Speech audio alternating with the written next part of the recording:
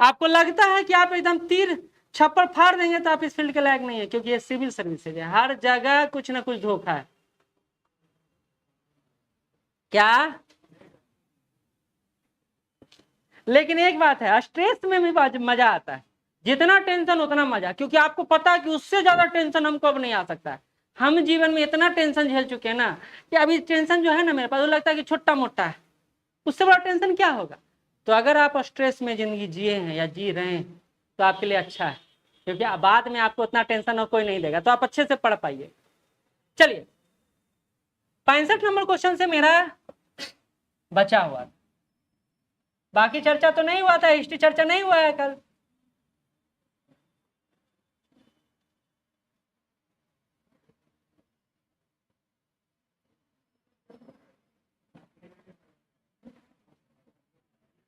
इतना आसान क्वेश्चन दिए ना कि बच्चे वो अगर आंखियों बंद करके मारता ना तो सही होता, एकदम डिफरेंट। ये क्वेश्चन कहाँ गया? ये सुधार करवा दिए थे, उन्नत करवा दिए थे, पढ़ाए भी थे, स्पेशल फोटो भी डाला हुआ था जनजातियों को लेकर कि प्रधानमंत्री जनजातीय उन्नत ग्राम अभियान, नहीं था? बताए थे ना, बजट में पढ़ाए थे इस बात को। तो ये क्वेश्चन अगर गलत कर रहे हैं तो भगवान ही जाने कि आप कौन सा क्वेश्चन सही करिए।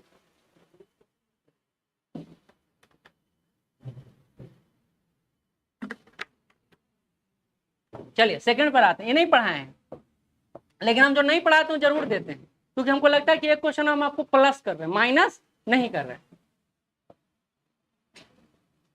कहता है 2024-25 के अनुसार 4 प्रमुख जातियों पर ध्यान केंद्रित करने की बात कही गई। जातियों मतलब होता है श्रेणी, श्रेणी की बात किया गया। तो 4 श्रेणियों में से कौन नहीं है? तो बेरोजगारी नहीं है आपका, कृषि आपका है, कृषि ही है, देख लेते हैं। किसान है, किसान यहां दिया हुआ है, किसान है, महिला है, युवा है, और एक है गरीब, गरीब। बेरोजगारी नहीं है, कृषि तो दिया हुआ है। बेरोजगार मेरे इसी का क्रो प्रोडक्ट है, वो है गरीबों पर।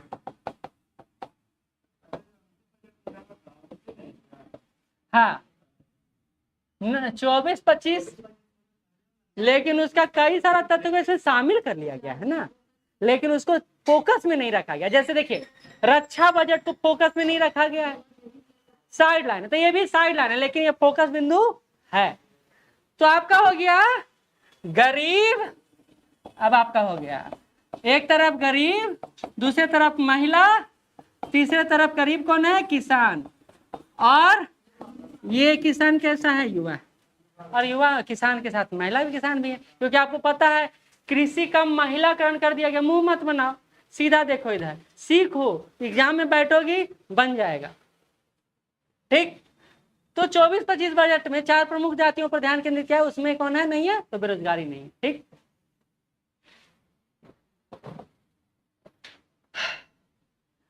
देखिए एकदम एकदम एक सेंटेंस में दिया हुआ है, जो आपको नोट्स दिए हैं ना उसका अंतिम जाइएगा, एक लाइन में दिया हुआ है कि गया कॉरिडोर को अमृतसर कोलकाता औद्योगिक गलियारे के तर्ज पर बनाया जा रहा है, दिया हुआ है। देखिए हम जो नोट्स दिए होंगे उसमें निकालिए, एक पूरा पेज दिया हुआ है उसमें एकदम कि गया को अमृतसर कलकत्ता औद्योगिक गलियारा की तर्ज पर बनाने की बात हो रही है। पूछ क्या रहा है?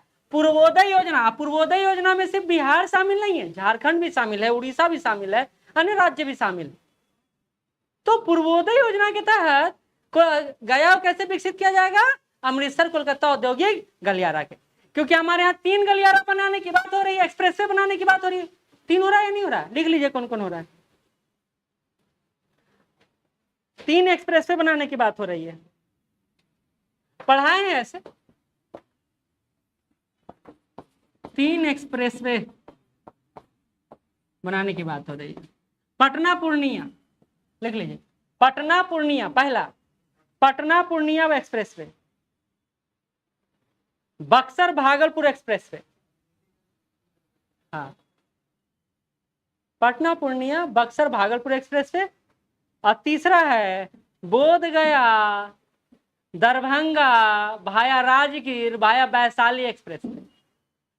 आप ऐसे डायरेक्टली भी लिख सकते हैं, बोध गया टू दरभंगा एक्सप्रेस वे, ठीक है, बोध गया दरभंगा एक्सप्रेस वे।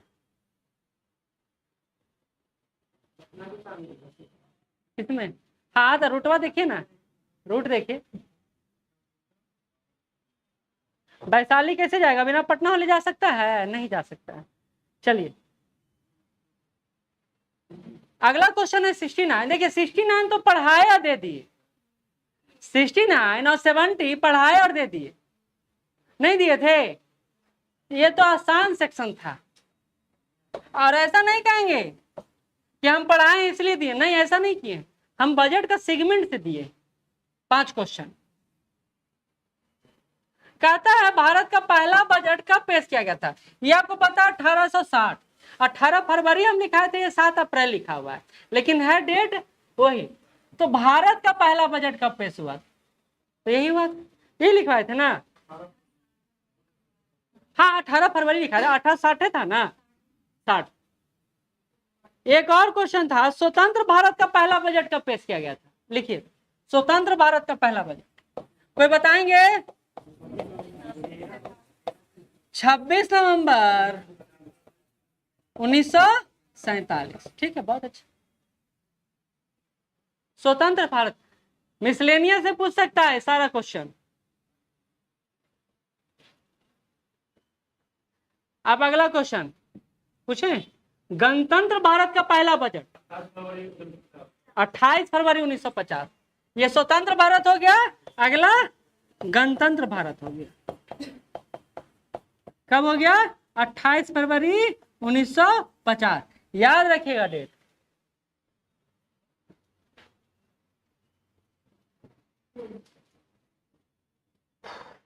एक ही क्वेश्चन रिपीट ऐसे हो गया, अगला नहीं होना चाहिए था, नहीं चलिए हो गया तो हो गया। कौन बड़ा सही कर दिया आप लोग? कहाँ सही कर दिया आप लोग? यही बात तो कह रहे हैं कि पढ़ाया वो सेक्शन अगर गलत हो रहा है तो ये आप पर जिम्मेदारी है। अगला क्वेश्चन कह रहा है कि भैया भारत का पहला बजट किसने पेश किया? जेम्स विल्सन ने 1860 में, 1860 में। आजादी के बाद पहला बजट किसने पेश किया? सनमुखम चेट्टी ने, सनमुखम चेट्टी ने, ठीक है। और गणतंत्र भारत का पहला बजट किसने पेश किया? जॉन मथाई ने। लिख लीजिए, सारा लिखते जाइए, लिखते याद नहीं रहेगा, टैलेंटेड अभी नहीं बनना है।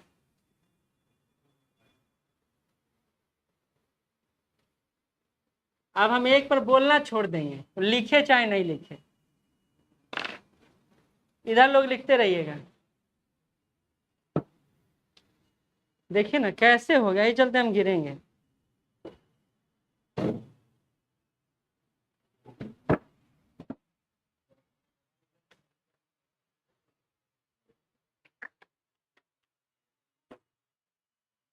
चलिए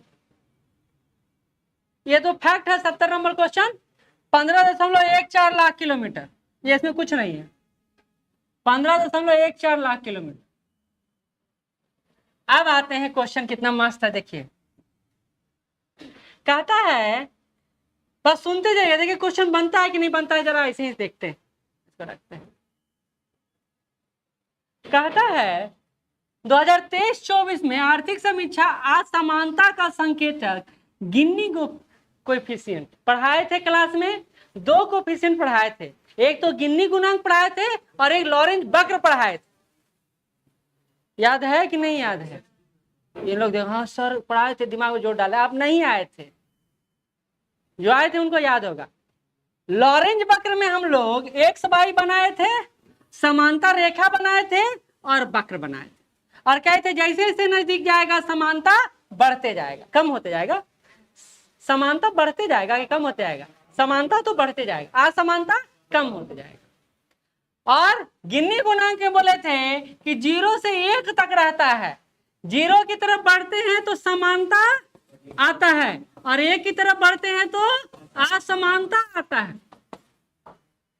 ये थ्योरी याद है ना, पढ़ाए थे ना अमन? अब देखिए कितना आसान क्वेश्चन है, एकदम क्वेश्चन आसान है। देखिए क्या कह रहा है, गिन्नी कोएफिशिएंट सूचकांक में देश के ग्रामीण क्षेत्र के मामले 0.283 से घटकर 0.266 हो गया। क्या बता रहा है? समानता की ओर बढ़ रहा है, समानता की ओर बढ़ा। देखिए, और शहरी क्षेत्र में 0.363 से कितना 3.14 तक है, तो घट रहा है। तो घट रहा तो किधर बढ़ रहा है? जीरो की तरफ बढ़ रहा है। तो क्या होगा? देखिए देखिए, गलत कैसे गलत हो सकता है? एकदम दिमाग का क्वेश्चन है, कुछ नहीं पूछा है, कुछ क्वेश्चन में दम नहीं है, लेकिन हमको ये पता होना चाहिए कि भैया लॉरेंज वक्र और गिन्नी गुणांक कैसे दिखाता है असमानता, ये पता होना चाहिए हमको। लॉरेंज वक्र में एक ये असमानता का एक रेखा होता है, वक्र होता है, जैसे जैसे कम छोटा होगा वैसे वैसे समानता बढ़ेगी।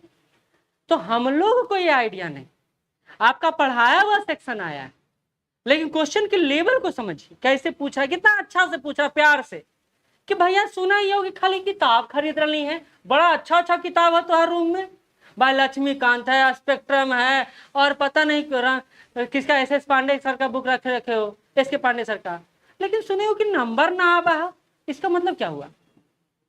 ये खाली किताब के संग्राहक हैं, म्यूजियम बनाए हुए हैं, पढ़ते नहीं। जैसे इन्हीं से पूछते भैया पढ़े हैं गिन्नी गुणांक, पढ़े हैं सुरेश? अच्छा बोल दिए अपने, तो बोले कि भाग गए थे सर, ऐसा ही बोल सकते हैं। तो ये पढ़ा हुआ क्वेश्चन है, इसमें कुछ जान नहीं है, ये बात समझ के रखिए। पढ़े थे? ठीक।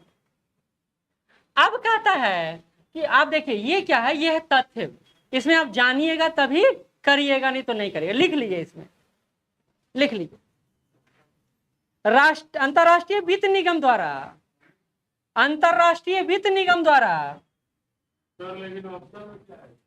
45.4, यही तो लिखवा रहे हैं, यही तो लिखवा रहे हैं। कहाँ गया? आर्थिक असमानता में कमी हो रहा है, यही तो दिखा रहा है, यही तो बता रहे। देखिए आर्थिक असमानता कम हो रहा है। अच्छा हमको समानता बढ़ेगा, सही। अब ये भी उल्टे पूछा है आपसे, इसलिए दिमाग बहुत रह जाता है, मतलब डाउन हो जाता है। हाँ, अंतरराष्ट्रीय वित्त निगम की रिपोर्ट के अनुसार, अंतरराष्ट्रीय वित्त निगम, इंटरनेशनल फाइनेंशियल इंस्टीट्यूशन के अनुसार भारत में गैर जीवाश्म स्रोत की हिस्सेदारी 45.4%, गैर जीवाश्म नॉन फॉसिल फ्यूल की हिस्सेदारी 45. Non fossil fuel, non fossils, international finance निगम के अनुसार भारत का विद्युत क्षेत्र में गैर जीवाश्म ईंधन पर हिस्सेदारी, विद्युत क्षेत्र में गैर जीवाश्म ईंधन पर हिस्सेदारी 45.4%। गैर जीवाश्म मतलब क्या हो गया? देखिए हम लोग पढ़े थे कि हम लोग थर्मल पावर से 60% से ज्यादा है जो बिजली उत्पन्न करते हैं, पढ़े थे ना कि कोयला से सबसे ज्यादा बिजली को उत्पन्न होता, पहले 64 था फिर 60 हो गया। अब कह रहा है अंतरराष्ट्रीय वित्त निगम कि भैया 64-60 नहीं है, अब कितना है? 45.4 है। एक और बात बोला वित्त निगम ने कि भारत G20 समूह में एकमात्र ऐसा देश है, सुन लीजिए, इंडिया इज ओनली कंट्री जिसके पास आगे आने वाले दिनों में 2 डिग्री सेंटीग्रेड तापमान में वृद्धि होगा। एकमात्र ऐसा देश है जहां तापमान 2 डिग्री सेंटीग्रेड बढ़ेगा, यह भी अंतरराष्ट्रीय वित्त निगम बोला। चलिए आगे बढ़ते हैं। Amrit cast development strategy is based on 6 major area, beach of this area is not included in it. ये वाला याद करवाए थे पिछला में, याद करिए, पिछला में ये 6 पॉइंट याद करवाए थे, याद नहीं है? चलिए कौन कौन होगा? तो पहला निजी निवेश को प्रोत्साहन, तो ये देखिए अगर नहीं हो जानते हो तो बोल दिए हाँ ये होगा, क्योंकि सरकार हमेशा प्राइवेट सेक्टर को प्रमोट करने में लगी हुई है। तो पहला सही। एमएसएमई का विस्तार गलत हो सकता है? नहीं हो सकता है। विकास इंजन के रूप में कृषि गलत हो सकता है? अब देखिए उत्तर तक आप पहुंच गए। विकास इंजन के रूप में स्वास्थ्य सुविधाएं नहीं होगा, तो क्या होगा? तो 3 और लिख लीजिए, तीन ये हो गया, promotion of private investment, expansion of MSME sector और agriculture as a engine of growth.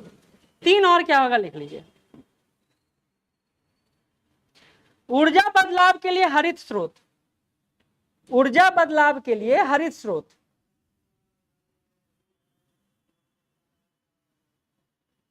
Green source of और energy transmission, green source of energy transmission. अगला, शिक्षा रोजगार के अंतर को कम करना, bridging the education employment gap, bridging the educational unemployment gap, employment gap. और राज्यों के दक्षता निर्माण में वृद्धि, increase in efficiency of state, राज्यों के दक्षता निर्माण में वृद्धि। यही 6 पिलर है, यही 6 पिलर है जो 2024-25 के बजट में अपनाया गया। अमृतकाल क्यों कर रहे हैं पता है ना? 75वीं के संदर्भ में। चलिए अगला क्वेश्चन तो है, दोनों कथन सही है। तो वैश्विक वस्तु निर्यात में देश की हिस्सेदारी वित्त वर्ष 2024 में ये 1.8% रही है। ठीक है, बहुत अच्छा, सही है।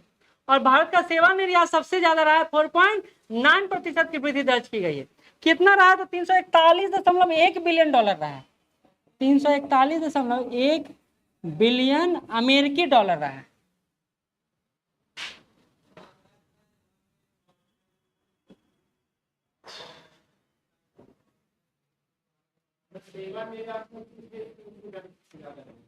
सेवा में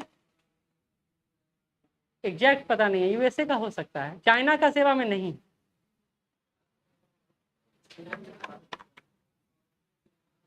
यूएसए का हो सकता है, एक बार चेक कर लेंगे। अगला कह रहा है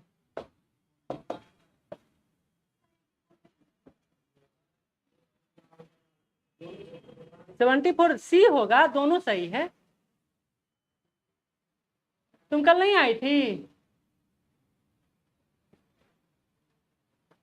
चलिए, ये वाला क्वेश्चन पिछले बार भी दिए हैं, मुद्रास्फीति वाला, इन्फ्लेशन वाला, कि नहीं दिए हैं?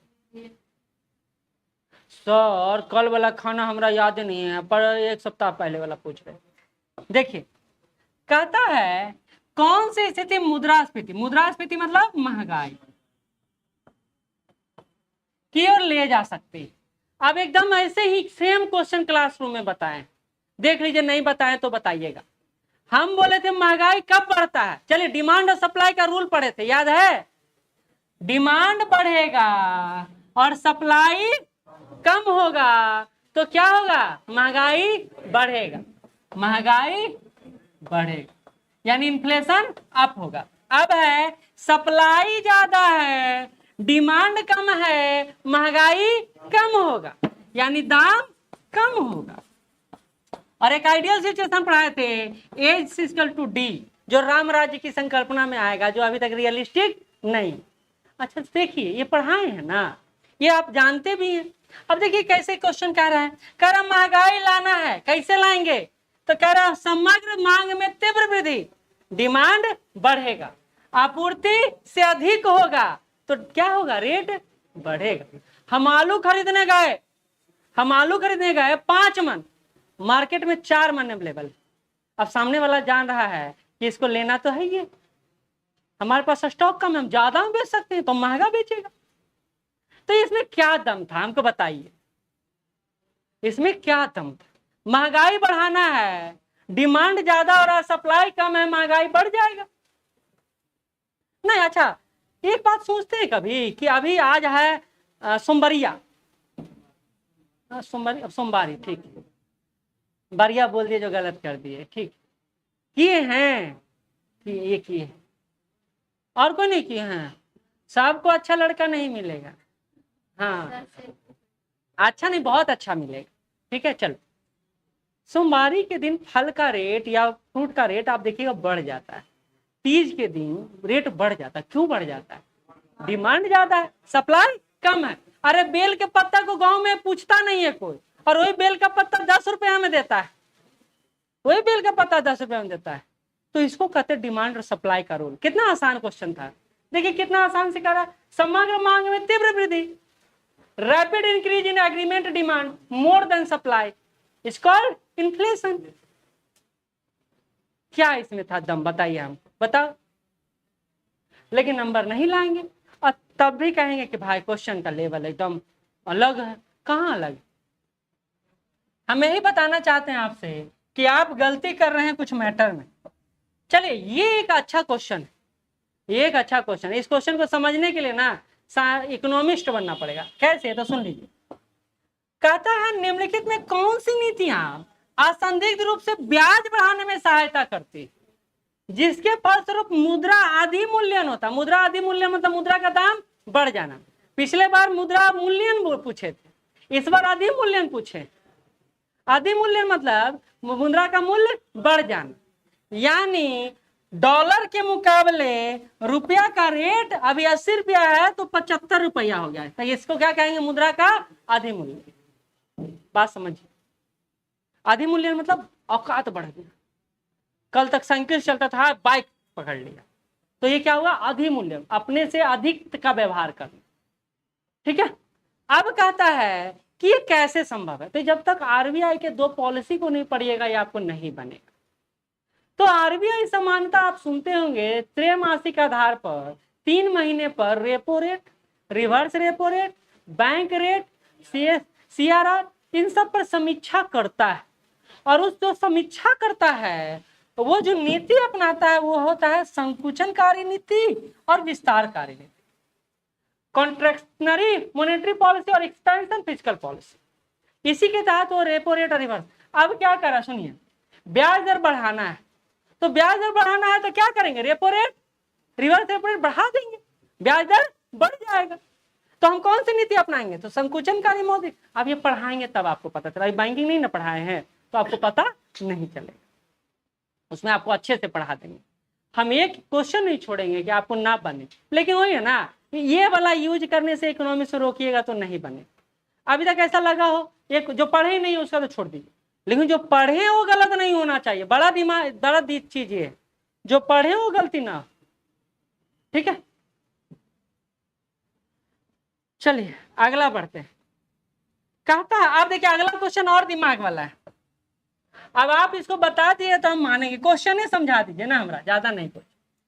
कहता है सरकार द्वारा व्यय में कमी के कारण निजी निवेश के व्यय में संकुचन को क्या कहते हैं? What is the contraction in private investment expenditure due to reduction in expenditure by the government is called outflow। बिल्कुल, इसको कहते हैं आउटफ्लो, यानी वही गम जिसको क्राउडिंग आउट भी कहा जाता है, क्राउडिंग आउट भी कहते हैं। अब ये क्या है ये सुन लीजिए, अब इस क्वेश्चन को समझिए, क्वेश्चन समझिएगा। हम कहते हैं, अब इसको हम घर से ले लेते हैं, सुनिए हम इसको घर से ले लेते हैं। कहते हैं मेरे पापा ना अब पैसा देना कम कर दिए, पापा मेरे पैसा देना कम कर दिए। क्यों कम कर दिए? क्योंकि घर की स्थिति अच्छी नहीं है, पापा खुद ब्याज पर पैसा ला रहे हैं, तो ब्याज पर पैसा लाके क्या खर्चा ज्यादा करेंगे? नहीं करेंगे। तो सरकार के पास पैसा नहीं है, इसलिए सरकार पैसा लेके काम कर रही है, तो व्यय क्या कर रही है? कम कर रही है। फिर से सुनिए, तो घर में खर्चा एक समय बहुत ज्यादा होता था, अब बोलेंगे घर में सर खर्चे नहीं होता है, नहीं ये नहीं होता, क्यों?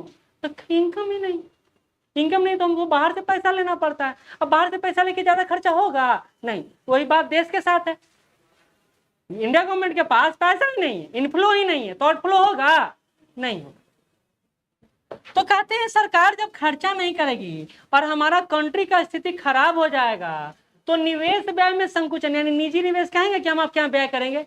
जो घर का दिवाला निकला हुआ हो वो हम बाहर का आदमी जाके इन्वेस्ट करना चाहेगा? नहीं चाहेगा। तो क्या करेगा? यहां से पैसा उठाकर दूसरे जगह ले, और दूसरे जगह मतलब क्या होता है? आउट होता है, क्राउडिंग आउट होता है, और यही उल्टा स्थिति आ जाएगा तो क्राउडिंग इन हो जाएगा। फिर से सुनिए, सरकार का स्थिति अच्छा है, खर्चा करने के तैयार है। निजी निवेश देख रहा है, भाई इसके यहाँ तो डेली मकाने बन रहा है, तो बाहर से आके पड़ोसी कहेगा जरूरत है कुछ का बोलिएगा, हम आपका सहायता करेंगे। क्राउडिंग इन। एक और देखिए, डंपिंग आ गया है, क्वेश्चन पहले ही पूछा गया है। डंपिंग, डंपिंग क्या होता है ना भाई, आप एक काम देखे हैं, हमारे यहाँ रोटी बनता है रात में, गांव में समानता रात में रोटी बनता है, रात में रोटी बच जाता है, और वो आपको पता है कि महिलाएं खाना बर्बाद नहीं करती हैं जल्दी, तो वो उपाय सोचते हैं हमको क्या करेंगी, रात वाला खीर सजा के और रोटी एकदम अच्छा अच्छा सेक साक के गरम करके, और पड़ोसी के यहाँ जाएंगे, देखिए ना कितना अच्छा खाना बनाए हैं, खाइएगा, तब पूरी देख के पूरा खा। उसको कहते हैं सस्ते में डंप कर देना, मतलब बेच देना। बात समझिए। हलवाई वाला क्या करता है, रसगुल्ला खराब हो जाता, सुनिए आप, रसगुल्ला हो जाता है खराब, तो क्या रसगुल्ला फेंक देता होगा? नहीं, फिर से रसगुल्ला तोड़ता है, उसमें केमिकल मिक्स करता है, फिर से उसको उबालता है, और वो फिर आपको दे देता है। जो आप सुन लीजिए, रसगुल्ला पहचाने कैसे, क्योंकि हम लोग कुछ दिन वो भी काम करवाए थे। रसगुल्ला एक स्पंजी होगा एकदम, जो स्पंजी होगा वो यानी पहली बार बना है पूरा स्पंजी, और जहां रसगुल्ला टाइट हुआ तब वो दोबारा और तिबारा बना हुआ। फिर से याद रखिए, स्पंजी और रसगुल्ला हमेशा काला जामुन होता था, काला जामुन कहलाता था, रसगुल्ला कहलाता था। तो रसगुल्ला हमेशा स्पंजी होता है, ऐसे करिएगा तो एकदम चिपकते चला जाएगा, जो सर जरा सा हुआ नाखा नुखर किया ना, हम ना चिपकवाओ वाला हाल है, तो वो समझ लीजिए कि है पुराना वाला। ठीक है, समझ में आ गया? आगे बढ़ते हैं। तो उसी को डंपिंग कहते हैं, यानी सस्ते में सामान निर्यात कर देना, बेच देना। तो चाइना क्या करता है, डंपिंग करता है। डंपिंग वो क्या करता है ना, सामान सस्ते में आपके यहाँ भेज देता है, वो टैक्स घटा देता है, प्रीपेड मूल्य अपना कम कर दिया। अब आप याद रखिए, जब मुद्रा का मूल्यन होगा तो निर्यात में वृद्धि होगा। बताए तो थे पिछले बार, मुद्रा का मूल्य कमेगा, निर्यात बढ़ेगा, आयात महंगा होगा। तो चाइना यही पॉलिसी अपनाता है, और इसलिए वो डंपिंग जोन बनाए हुए पूरे विश्व को, क्योंकि मैन्युफैक्चरिंग है। सुनिए, वहां डेली करोड़ सामान बन रहा है, करोड़ सामान तो रखा हुआ है, बर्बाद हो जाएगा। कहता भैया सस्ता में निकाल दो, सस्ता में निकाल दो मतलब डंप कर दो। भारत में कोई क्वालिटी नहीं देखता है, भारत में बोलता है चीप और बेस्ट, बेस्ट देखने में हो और चीप पैसा हो। बाकी बचवा यहाँ 2 दिन चलेगा, हमारे ज्यादा दिन खेलबो नहीं करेगा। भारत के बच्चा भी रंगीन शौकीन का है, इतना इतना छोटा छोटा, तो 2 दिन कोई खिलौना के पाई पाई करवाएगा, तीसरा दिन तीसरा खिलौना चाहिए। तो चाइना उस पॉलिसी को अपनाता है। ठीक है, चलिए। डंपिंग टैक्स, जब सरकार आप डंप किए सामान को, भारत बोला भैया हम आने नहीं देंगे ऐसे फ्री फंड, हम आपको इस पर कोई टैक्स दे के आपको आना पड़ेगा। तो सरकार, आप देखिए, उसने रेट कम किया वहां पर, हमने बढ़ा दिया रेट। अब क्या है, वो सामान का मूल्य बढ़ जाएगा, तो भारत में अगर वो डंप किया हुआ सामान आएगा तो महंगा दिखेगा। बात समझ में आया? चलिए आगे बढ़े। देखिए, अगर ऐसे डिस्कशन करेंगे तो 2 घंटा लग जाएगा, लेकिन ये इकोनॉमिक्स वाले ऐसे कर रहे हैं, करंट वैसे नहीं करेंगे। ठीक है, अगला बढ़ते। देखिए ना कितना आसान है, एकदम सस्ता क्वेश्चन है आपके पास। इससे सस्ता क्वेश्चन आपको ये नीति आयोग का नहीं मिलेगा। तो ऐसा सही बोल रहे हैं, देखिएगा आप, देखते जाइए सस्ता क्वेश्चन है कि नहीं। चलिए, कैसे नंबर नहीं लाए आप पर डिपेंड करता है। सुनिए, कहता है नीति आयोग का उद्देश्य, पढ़ा चुके हैं नीति आयोग का ऑब्जेक्टिव क्या है, पहला सुनिए। कहता है संघ और राज्यों के बीच नीतियों को लागू करना। सुनिए, इम्पोजिंग पॉलिसी ऑन स्टेट, क्या ये इसका काम है? आंख के अंधा आदमी भी बता देगा कि नीति आयोग लागू इंप्लीमेंटिंग एजेंसी ही नहीं है, वो तो थिंक टैंक है। नीति आयोग थिंक टैंक है, तो इंप्लीमेंटिंग पॉलिसी नहीं कर सकता है वो, तो ये तो हमारा गलत हो गया। देखिए कितना आसान से आप बना सकते हैं, आसान क्वेश्चन है। दूसरा पढ़िए ना, अपने कहेगा भैया हम नहीं हैं, हम नहीं हैं, कैसे? कहता राष्ट्रीय और राज्य स्तरों पर निधियों का आवंटन, क्या इसका ये काम है? वित्त आयोग का क्या काम फिर बचेगा? वित्त आयोग का क्या काम है? निधियों का आवंटन से संबंधित सलाह देता है, तो ये भी काम इसका नहीं। हाँ, योजना आयोग रहता ना तो हम थोड़ा संकोचित रहते। योजना आयोग डिस्ट्रीब्यूशन पावर था उसके पास, 50 बार बताए कि मोदी जी हाथ जोड़ के योजना आयोग के अहलुवालिया के सामने खड़े थे, लेकिन नीति आयोग तो फेडरलिज्म को बड़ा प्रमोट करता है। फेडरलिज्म मतलब संघवाद। संघवाद बताएंगे कोई? नहीं, छोड़ दीजिए, लेट हो जाएगा। अब देखिए तीसरा, कार्य नीतियों और दीर्घावधि नीतियां। याद कीजिए, 15 साल, 7 साल, 3 साल पढ़ाए थे, ठीक है। कार्यक्रमों को ढांचा डिजाइन करता है। देखिए कितना अच्छा शब्द यूज किया, डिजाइन करता है। तो नीति आयोग डिजाइन करेगा और क्या करेगा? क्या हार्ड क्वेश्चन नहीं समझ में आ रहा है रोजी? आ रहा है सर, आप पूछ दिए तो आ ही रहा है। देखिए हम बताते हैं, नीति आयोग जब पढ़िएगा ना, आप यूनिट पढ़िएगा, नहीं होंगे, आप पढ़े थे नीति आयोग? पढ़े थे? पढ़िएगा तो ये साफ बताया हुआ है कि वो थिंक टैंक, वो थिंक टैंक का मतलब सोचने का काम करता है, लागू करने का काम उसका नहीं है। दूसरा, आवंटित करने का काम उसका नहीं। देखो एक चीज सोचो जरा, आप लोग तो बैठे हुए हैं, पढ़ाने में बहुत एनर्जी कंज्यूम होता है। जब आप डिस्ट्रैक्ट होते तो हम भी डिस्ट्रैक्ट हो जाते। आदमी पागल नहीं है, पसीना में तरह तरह के पढ़ा रहा। क्यों पढ़ा रहा? ताकि आप समझें, रिजल्ट हो हमारे क्लास का। पता है एक दो अनसिंसियर स्टूडेंट होंगे, लेकिन वो सिंसियर हो जाएंगे समय के साथ, वो भी सिंसियर हो जाएंगे, उनसे भी हमको शिकायत नहीं है। लेकिन जो सिंसियर है उनसे शिकायत कि आप अभी नहीं होंगे तो कब हो।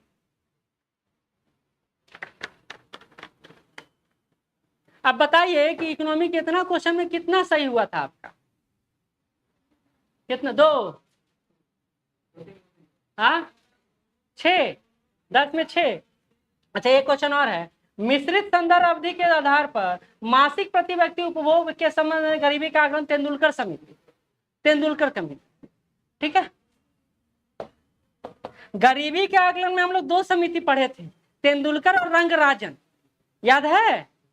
बाकी सब तो पोषण के आधार पर, कोई पूछा भी था सर कैलोरी के आधार पर बोल रहे हैं सर, याद है?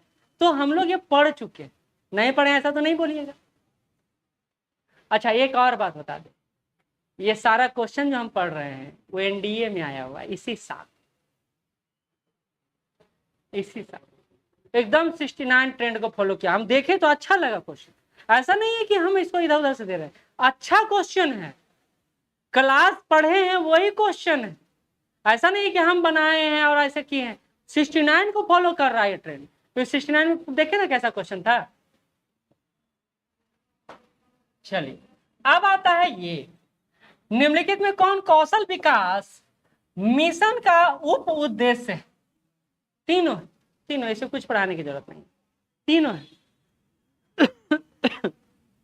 पोषण अभियान, पोषण अभियान जुड़ा हुआ है महिलाओं और बच्चों से,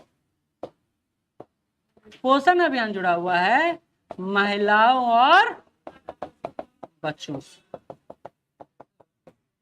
मार्च 2018 में पोषण अभियान लाया गया। हाँ कौन? संस्थागत प्रशिक्षण सही है। दूसरा समुद्र पारीय रोजगार प्रशिक्षण देगा। हाय भगवान, आपको एग्जाम्पल याद करवाइए। देखिए याद क्या बोले थे कि आपको सऊदीया जाना होता है तो मुंबई में स्किल डेवलप करवाता है। सऊदी समुद्र पार है या हमारे पास है? समझ गए? इसके कारण हो रहा है। देखिए परिणाम कहता उप उद्देश्य, उद्देश्य मेन उद्देश्य पूछ रहा है, उप उद्देश्य, उप उद्देश्य मतलब उससे जुड़ा हुआ होना। या एग्जाम्पल दिए थे ना ये वाला कि सऊदी जाना है तो आपको मुंबई में पूरा ट्रेनिंग व्रेनिंग देता है। हाँ पोषण अभियान मार्च 2018 में, पोषण अभियान का फुल फॉर्म लिख लीजिए, लिख लीजिए, पूछा जा सकता है।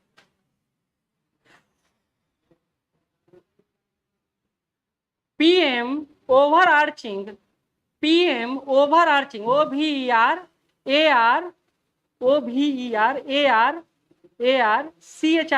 Over arching scheme for, scheme for,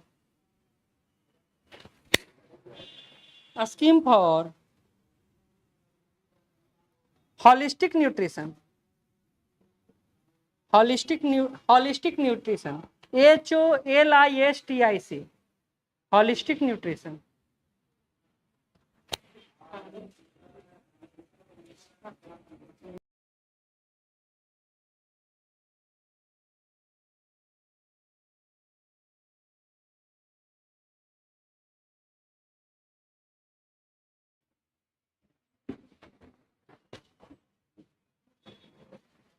चलिए,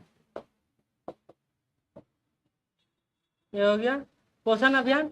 हाँ, तो इसका आंसर दोनों है। बताए कि बेहतर सेवा सुपूर्ति के लिए अंतर क्षेत्रीय सम्मेलन का आयोजन पोषण अभियान के तहत होता है, और दूसरा महिलाओं और बच्चों का बस, ये तो है। ठीक है, दोनों सही। अब आ जाते हैं, सर पढ़ा दिए थे पैरास्मा, हो गया था ना, ठीक। दुनिया का सबसे बड़ा दूध उत्पादक देश है भारत। भारत लिख लीजिए सीक्वेंस, पहले नंबर पर है भारत, लिख लीजिए सीक्वेंस, लिख लीजिए। दूसरे नंबर पर है कनाडा, नहीं है, अमेरिका। तीसरे नंबर पर है चीन, अमेरिका। तीसरे नंबर पर है चीन। बस 3 काफी है। ठीक, चलिए अगला क्वेश्चन है। हाँ, खपत में हमारे लैंग्वेजियन पॉइंट 1 मिशन कौन सा है? आदित्य 11 मिशन। आदित्य 11 मिशन कितना नंबर देश है? चौथा नंबर देश है। पहला है यूएसए, दूसरा है यूरोप, और तीसरा है चाइना। लिख लीजिए, पहला है अमेरिका, दूसरा है यूरोप, और तीसरा है चाइना। 2 इंपॉर्टेंट पॉइंट है आदित्य 11 मिशन के साथ, और लिख लीजिए। मिशन लॉन्च कब हुआ है? 23 सितंबर 2000, नहीं 2 सितंबर 2023। पहला बोले अमेरिका, दूसरा यूरोप, और तीसरा चाइना। सब का लास्ट में कॉपी चेक करेंगे कौन कौन लिखा है।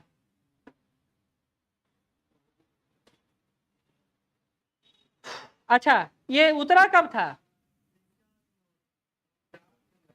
6 जनवरी 2024। लिख लीजिए, बहुत इंपॉर्टेंट है, पूछ सकता है।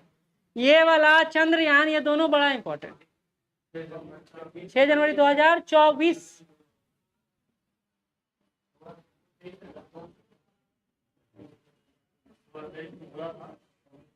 चलिए अगला कहता है यूनेस्को की विश्व धरोहर समिति की 46वीं बैठक भारत में हुआ है। 21 देशों ने पार्टिसिपेट किया है, और यह बैठक भारत में हुआ है। यूनेस्को का फुल फॉर्म लिख लीजिएगा, कि पता है? पता है क्या? हाँ,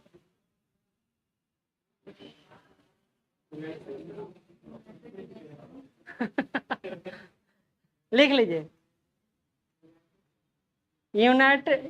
यूनाइटेड नेशन एजुकेशनल, ऐसे ना, यूनेस्को साइंटिफिक ऑर्गेनाइजेशन करके है क्या? साइंटिफिक ऑर्गेनाइजेशन, ऐसे ही है। अगला लिख लीजिए इसका। चलिए, क्वेश्चन है बाजार पूंजीकरण के आधार पर दुनिया में कौन से स्थान पर है? चौथा है, लिख लीजिए, चौथा है। पहला 3 कौन है? लिख लीजिए, पहला है अमेरिका, दूसरा है चीन, और तीसरा है जापान। और चौथा कौन था? हांगकांग था। उसको पछाड़ते हम लोग चौथे स्थान पर आए। पहला है अमेरिका, दूसरा है चीन, और तीसरा है जापान। चौथा कौन था? हांगकांग, जिसको पछाड़कर भारत चौथे स्थान पर आए। हाँ, नहीं तो ये तो चलते रहेगा, ये परस्पर चलते, जैसे टॉप 5 इकोनॉमी में कभी भारत आता है अंदर, कभी बाहर जाता है, ये चलते रहेगा।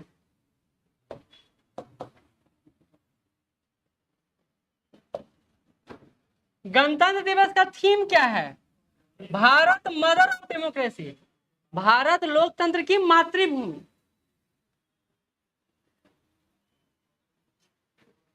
अगला, मुख्य अतिथि कौन थे? मैक्रो, फ्रांस के राष्ट्रपति मैक्रो। लिख लीजिए, एमेनुअल मैक्रो। इस बार पहली बार महिला त्रिसेवा का संयुक्त रूप से यहाँ पर प्रदर्शन हुआ है। पहली बार महिलाओं का त्रिसेवा, मतलब वायुसेना, जल सेना, थल सेना। ठीक है, तो तीनों ने संयुक्त रूप, पहली बार हुआ है कि फ्रांस का कोई संस्था या संगठन इसमें पार्टिसिपेट किया है गणतंत्र दिवस में। लिख लीजिए, फ्रांस का 33 सदस्यीय बैंड पार्टिसिपेट किया है, भागीदार बना है। इमैनुअल मैक्रो आए थे और पहली बार फ्रांस की संस्था ने इसमें पार्टिसिपेट किया। कितना सदस्य है? 33 सदस्य। ठीक है,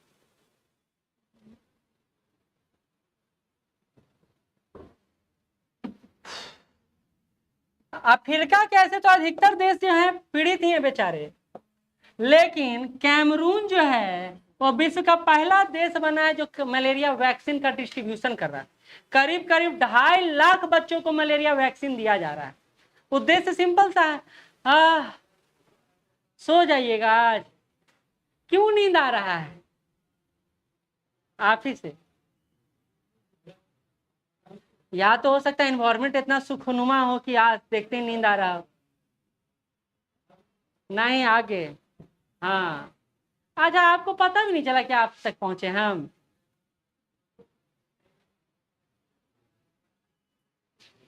चलिए, हाँ, वैक्सीन का नाम लिख लीजिए, मॉस्क्रिक्स,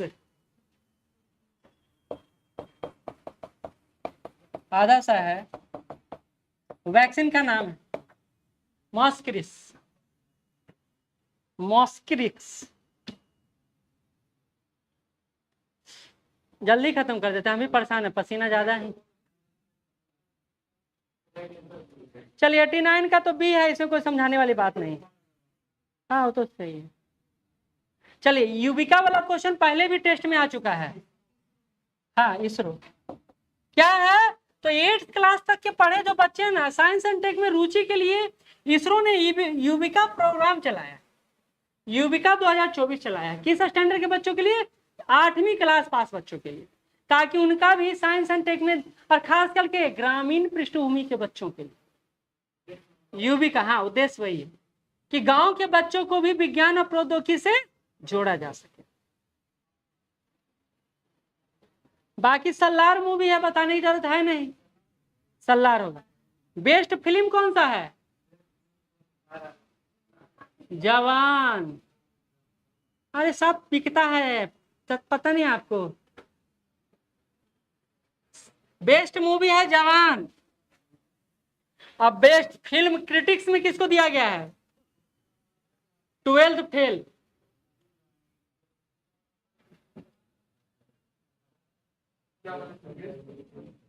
क्या 12th फेल फिल्म क्रिटिक्स में किसको दिया गया? ठीक है, ये अब ऐसी है, इसका कोई बताना नहीं है। प्रो कबड्डी लीग 10वां सीजन ये बना है पुनेरी पलटन वर्सेज, हाँ, किसके विरुद्ध, किसके साथ था? हरियाणा स्टीलर्स के, हरियाणा स्टीलर्स के खिलाफ। पिछले बार भी था ये उप विजेता, पिछले बार ही पुनेरी पलटन उप विजेता था, इस बार विजेता बनी है। अच्छा, इसी में सीजन का सबसे मूल्यवान खिलाड़ी कौन था? लिख लीजिए, असलम इनामदार। असलम इनामदार सबसे महंगा खिलाड़ी।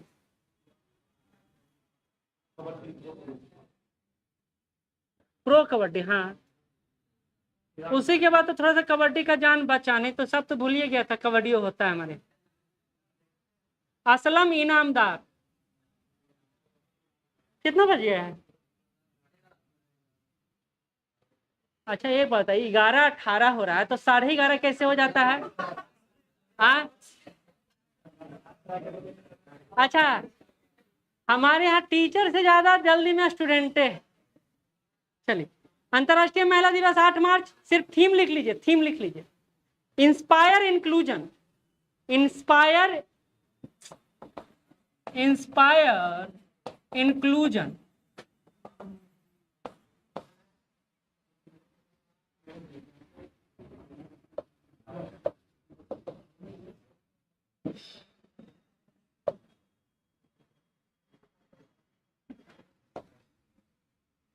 तीन बेंचमार्क होता है ह्यूमन डेवलपमेंट इंडेक्स का, स्वास्थ्य, शिक्षा और जीवन प्रत्याशा। ठीक है, बताने की जरूरत है नहीं। 134वां स्थान आया है भारत का। ठीक है, लेकिन टॉप 3 में कौन है लिख लीजिए, स्विट्जरलैंड, नॉर्वे और आइसलैंड। स्विट्जरलैंड, नॉर्वे और आइसलैंड। स्विट्जरलैंड का इंग्लिश भी स्विट्जरलैंड होता है। हाँ, सब पेन पटकने वाला। आखिरी देश, लास्ट कंट्री जो है वो है सोमालिया।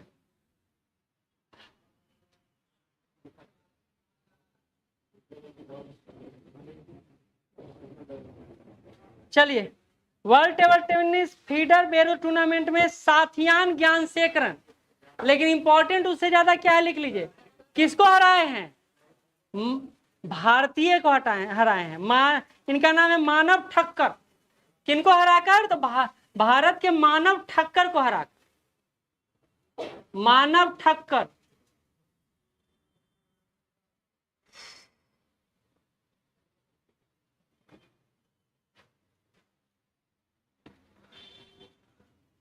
चलिए, अगला जो है महिला एशिया कप 2024 का आयोजन कहाँ किया जाएगा? श्रीलंका में। कितना देश? 8 देश है। बहुत अच्छा। कौन कौन देश है? हाँ हाँ, महिला एशिया लिख लीजिए। नेपाल, बांग्लादेश, नेपाल, बांग्लादेश, श्रीलंका, थाईलैंड। आप खाली पाकिस्तानी लिखिएगा, गजब हालत है। सारा खाली मुंह देख रहे हैं, बाकी पाकिस्तान लिखेंगे। UAE, UAE, Bharat, Pakistan. नेपाल बोल दिए शुरू में।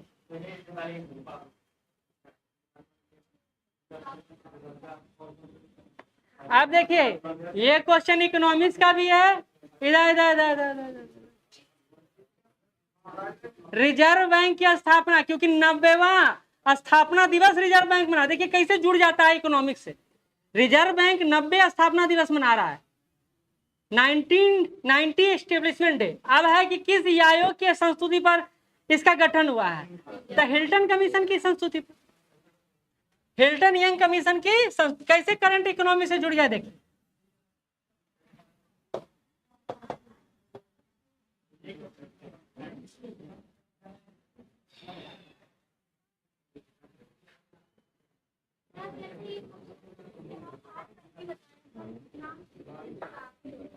साथे है, एक आगे छूट गया होगा गलती से।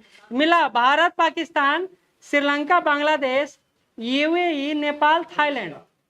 थाईलैंड, थाईलैंड साथे होता है। 2 2 4 2 6 एक साथ। एक मलेशिया है, मलेशिया है। भाई जीते कोई हो, हमारा पर्सनल खाली क्वेश्चन से मतलब है। हम ज्यादा डेप्थ में जाएंगे, ज्यादा बताएंगे तो टेंशन है। अगला में चलिए, हिल्टन और यंग कमीशन हो गया। अब एक बात सुनिए, यहाँ पर कहता है सुप्रीम कोर्ट ने अपने फैसले में जलवायु परिवर्तन के खिलाफ अधिकार किस अनुच्छेद के तहत मौलिक अधिकार माना? ये आंखों बंद कर दीजिएगा ना तो 21 जाएगा, लेकिन इसमें एक और अनुच्छेद जुड़ा हुआ है और वो है आर्टिकल 14,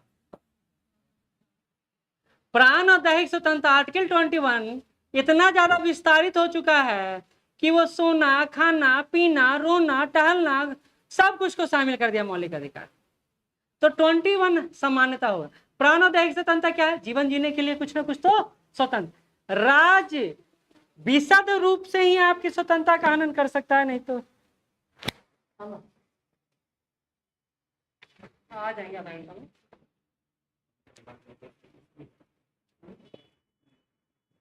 अच्छा, हम बुलाते हैं इधर।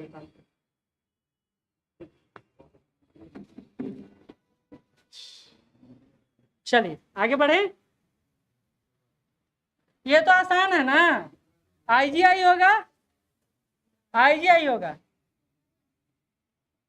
हाँ, इंदिरा गांधी, आईजीआई होगा। सेकंड पे कौन है? मुंबई। तीसरा नंबर पर कैंपेगौड़ा। कैंपेगौड़ा 3rd नंबर पर है। सेकंड नंबर छत्रपति है। हाँ, गए हैं मुंबई एयरपोर्ट, हमको सबसे अच्छा वही लगता है। उसका डिजाइन ऊपर वाला बड़ा अच्छा किया है। केरल में जाइएगा ना तो ये रूम से बड़ा तो एगो पंखा लगाए हुए है, इतना ये डायना यहाँ इतना से उतना हो। खैर घूमिएगा, कमाइएगा तो, नहीं कमाइएगा तो घर में बैठ के लड़िएगा, लड़ाइएगा। चलिए, जीना जस्टिस नाम है इनका। आगे बढ़ते हैं, समझाने वाला जहां नहीं है नहीं बात करेंगे। हाँ, जीना जस्टिस नाम है। कहता है भारत का पहला घरेलू स्तर पर निर्मित बॉम्बर यूएवी FWD 200B किस संस्था द्वारा बनाया गया है? पक्का? यही तो हम देखना चाहते हैं। Defence and research aerospace technology द्वारा बनाया गया है। Defence and aerospace technology DRDO का एक विंग है, उसी द्वारा इसको बनाया गया है। चलिए, अगला है साहित्य श्रेणी में और ऑटोग्राफी के लिए पुरस्कार 2024 किसको दिया गया? क्रिस्टीना रिवेरा गार्जा को दिया गया। इसको भी नहीं बात कर रहे हैं। United nation forum of forest का 19वां सत्र कहाँ आयोजित किया गया है? नई दिल्ली। चलिए, न्यूयॉर्क, न्यूयॉर्क, न्यूयॉर्क होगा, नई दिल्ली नहीं, न्यूयॉर्क ये होगा। इसमें कुछ बताने लायक है नहीं। अगला अगला अगला रुक, आप तो ज्यादा एडवांस भागते हैं। कहता है एगो एगो आपका पोर्टेबल हॉस्पिटल गिरेगा ऊपर से, जहां युद्ध क्षेत्र है, आपदा जनित क्षेत्र है, वहां तो गाड़ी से नहीं पहुंचाया जा सकता है, तो वहां पोर्ट हॉस्पिटल गिरेगा, यानी आसमान से गिराएंगे, जमीन पर जाके अटक जाएगा। उसमें सारी बेसिक सुविधाएं होंगी और इसका नाम कहलाएगा भीष्म। फुल फॉर्म लिखिए भीष्म का। Bharat health initiative for, Bharat health, पेने हिला लो तुम, पेने ऐसे से कर लो। हाँ, भारत हेल्थ इनिशिएटिव फॉर सहयोग हिता एंड मैत्री, हिता एंड मैत्री। Bharat health initiative for, Bharat health initiative for सहयोग, सहयोग SHYOG, सहयोग हिता एंड मैत्री, हिता एंड मैत्री, हिता एंड मैत्री, हिता HITA, हिता एंड मैत्री। हित को हिता कर दिया है, हित हिंदी में हित पढ़ेंगे, हित एंड मैत्री। ठीक है, ये हो गया। अगला है कि कहाँ गया, AFC वोमेन्स एशिया कप 2026 होगा ऑस्ट्रेलिया में और 2029 होगा उज्बेकिस्तान में। लिख लीजिए 2029 उज्बेकिस्तान में, 2000।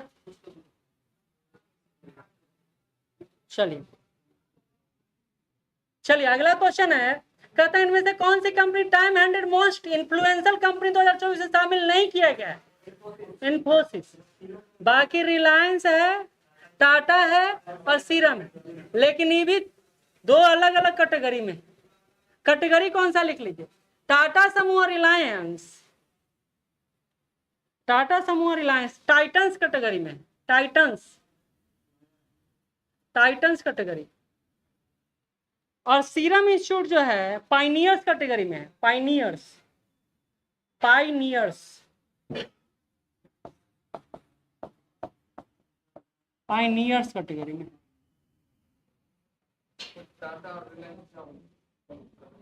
टाइटंस, टाइटंस मूवी भी आया हुआ, टाइटंस नेटफ्लिक्स देखते हैं नहीं, है ना टाइटंस?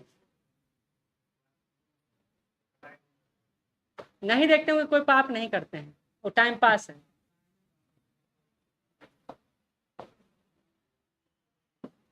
चलिए, ये तो पता ही है 108। Kamal Kishore Son, child nutrition report किस संगठन द्वारा जारी? UNICEF, UNICEF. बात बताया गया ना कि पूरे विश्व का 40% बच्चा तो भारत में है जो कुपोषण वाला है। कुपोषण वाला सबसे ज्यादा बच्चा विश्व में कहाँ है? भारत में। यूनिसेफ का फुल फॉर्म लिख लीजिए, United Nation International Child Emergency Fund. United Nation, United Nation International Children's Emergency Fund, स्थापना 1946, हेडक्वार्टर न्यूयॉर्क।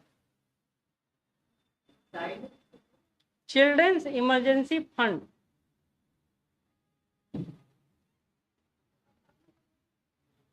उन्नीस सौ 46।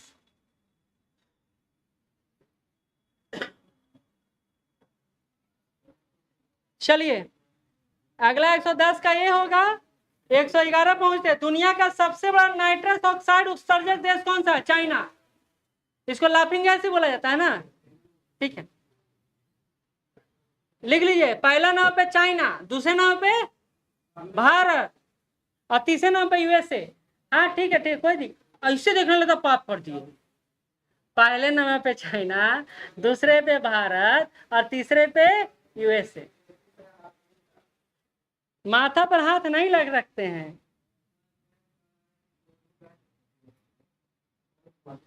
चलिए लास्ट है हमारा ना।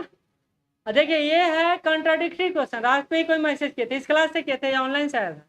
आप किए थे ना? हाँ, क्योंकि जिस समय ये हुआ उस समय चर्चा हो गया, बाद में जाके ये समझौता नहीं हो पाया। तो ठीक है, इसको स्टार मार्क कर देते हैं। ठीक, एक एक नंबर सब बढ़ा लीजिएगा। अब जब तक अंतरराष्ट्रीय रसिया था। अच्छा एक चीज और सुनिए, इस गलत नहीं होगा। काहे गलत नहीं होगा?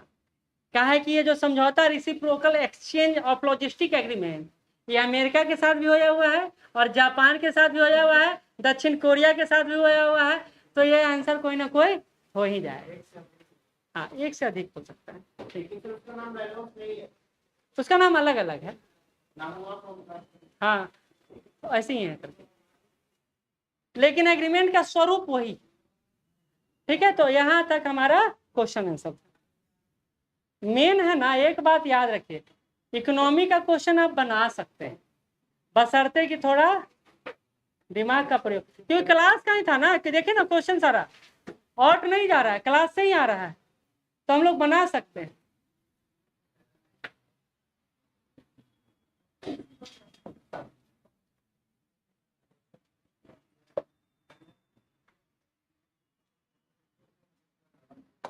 अटेंडेंस हुआ है?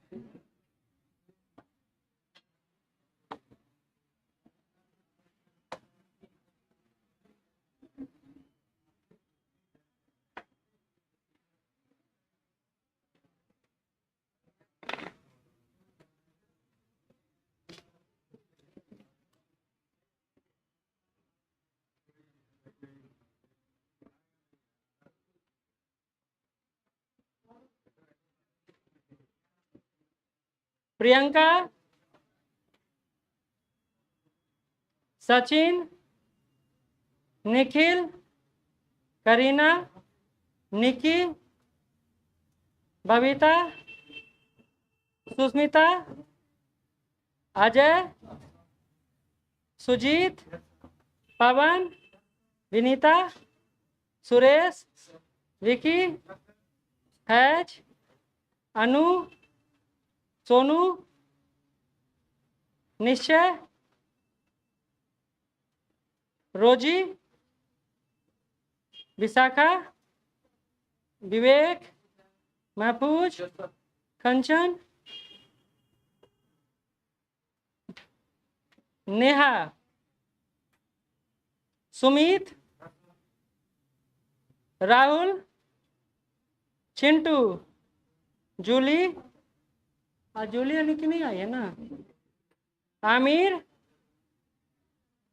अमन, दिवाकर, साहब कहाँ सब खोए हुए हैं, राशिद, राजीव, संतोष, सुशील, मयंक, ब्यूटी, राजीव, सोनम, सुशील, रिंकल, रिचा, नंदनी, सोनू,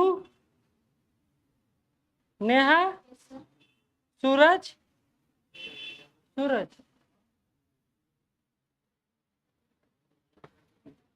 बाकी है नया नया जो जुड़े हैं कल से अटेंडेंस नया बनेगा।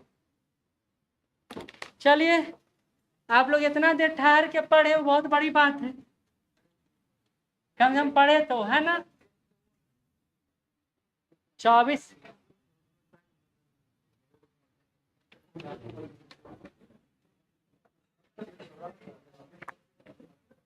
आप साहब आप सवेरे क्यों नहीं आते हैं? साइंस किनका किनका नहीं पढ़ा हुआ है? तो आप लोग सवेरे आए थे? आप लोग तो नहीं आए होंगे। आए थे। फिर आप लोग कल करवा देंगे।